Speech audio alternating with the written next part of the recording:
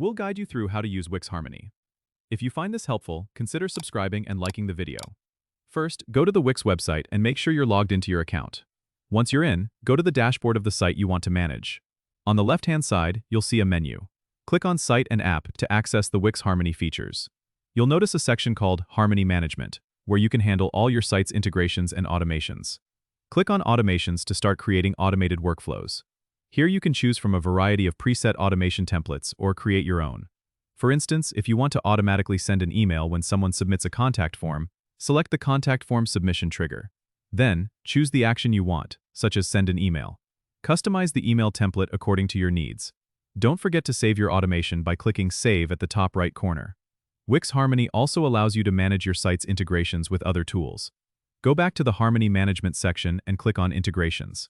Here, you can add or manage connections with different apps like Google Analytics or MailChimp, ensuring your site is working harmoniously with the tools you rely on. Remember to check the integration settings to tailor them according to your site's requirements.